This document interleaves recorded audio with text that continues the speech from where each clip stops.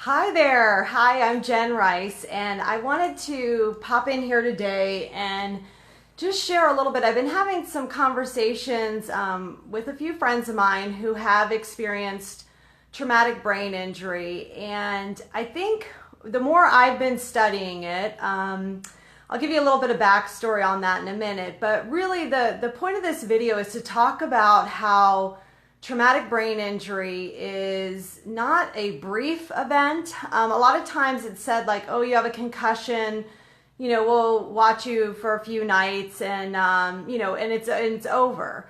Well, more and more research has surfaced that traumatic brain injury is actually a chronic disease state. And I think that I know for sure, even for me as a practicing PA for over 13 years now, I did not really look at, a concussion, a fall, a motor vehicle accident, these kind of things. I didn't look at that as something that could have chronic sequelae from someone. I mean, maybe they'd suffer some, dizziness, nausea, some things that would go on after the head injury. But it's really important for us to look at these conditions or these things that happen as something that could have a little bit of chronic sequelae.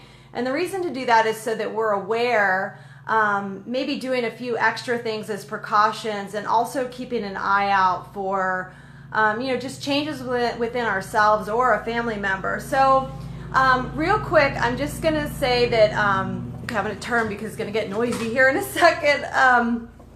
Okay, so I want to say that, there's a lot more research out there, and certainly you can talk with your family doctor about this. This doesn't go in place of any relationship that you have with your family practitioner, but it is something to know that usually in the past we have said that any kind of fall, motor vehicle accident, violence, sports injury, and of course combat injuries, that these traumatic brain injuries are like something of a passing, they'll just pass and, things will be better. Well, there can be long-term sequelae, and I want to go over that real quick. So things like sleep issues, mood disturbances, anxiety, depression, even gut imbalances. So one of the main things that my functional practice physician asked me was, had I ever had a concussion or a traumatic brain injury?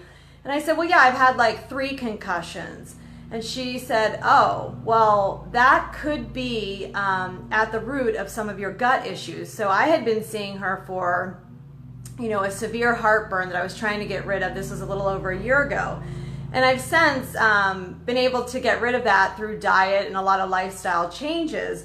But what it's interesting is that a brain injury actually disrupts the gut microbiome. So it's not as simple as, well, the brain is up here and it's in a compartment. We're interconnected, right? So there's this feedback loop between our gut and our brain. And so what else can this result in? So when that gets disrupted, of course you could have GI symptoms like I did. Hey, I see you guys jumping on. Thanks for being here. You don't have to have any gut symptoms. You could be perfectly fine feeling from, your mouth all the way through, have no symptoms, but still have disruption within the microbiome.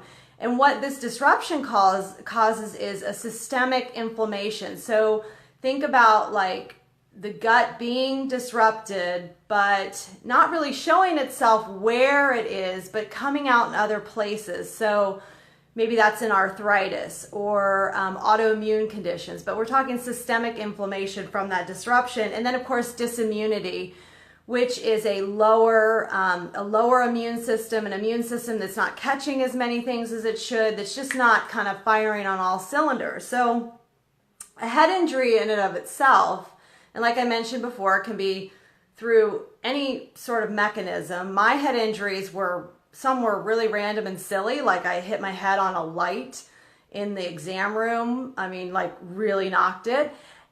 Another head injury I had was in a sport event in grade school. And then the other one was on a kayak in the ocean. And so I want to talk about the most at risk for head injuries. So kids less than 4 years old, obviously, because there's a lot of activity happening. So any child less than 4 years old.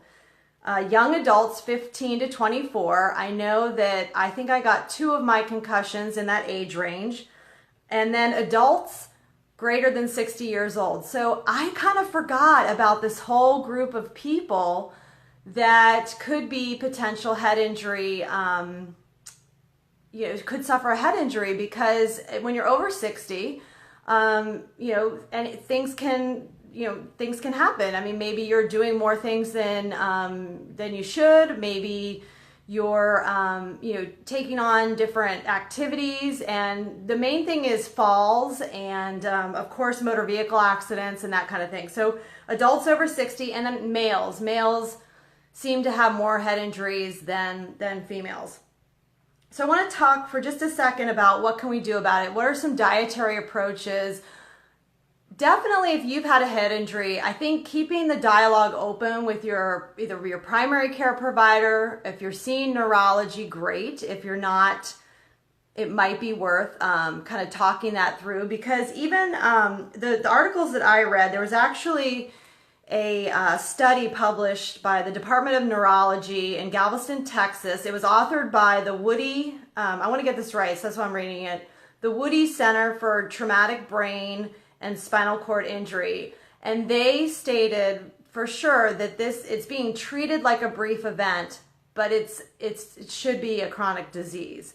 So I could definitely pop that link into the comments if you're interested in reading that that study. I think that they did a great job explaining where this is coming from.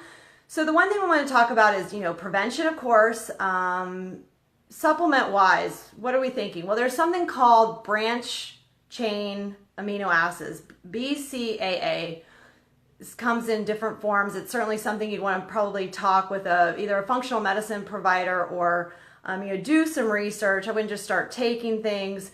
Ketogenic diet, we know that a ketogenic diet can be helpful for certain neurological conditions. Oftentimes when patients are being treated in an Alzheimer's program, or maybe even seizures, pediatric seizures, they can go on a ketogenic diet. It's something to talk about with your healthcare providers. Omega-3 fatty acids, those are super good for our brain. I saw it cited over and over and over again in the research I was doing. And then zinc supplementation, which I've actually added zinc and omega-3s. It was an easy thing to add. And so I'm doing that. And then, of course, the number one thing to do is wear helmets. I definitely wouldn't have had one on in office. Practicing medicine, they would have thought I was a little strange to walk around with a helmet. Although I was thinking, well, maybe I should be wearing a helmet everywhere.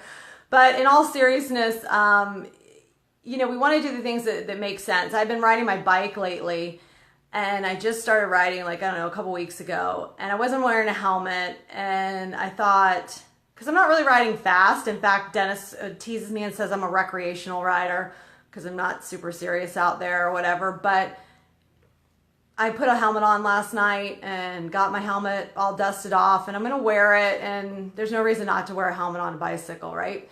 So for what it's worth, I hope this is helpful to you guys tonight. And so if you know someone who has suffered a fall, been in a motor vehicle accident, in maybe a situation of violence, maybe it was a sports injury, maybe they're a military veteran, or someone who has suffered a combat injury, some of these symptoms like mood disorder, sleep disorder, anxiety, depression, these can be a sequelae from a chronic condition from that original head injury. So I hope you found this video helpful. If you have, please share it with someone who may find benefit in it. And if you like my content, I do have a business page called Jenn Rice International. I do post some other things on there, like certain articles like the one I cited in this video. I also run a challenge called Health Seekers, which is a 14-day challenge to anti-inflammatory lifestyle. And if you're interested in learning more about that challenge, you could just private message me and we can chat. So I hope you guys have a great day, and we'll see you soon.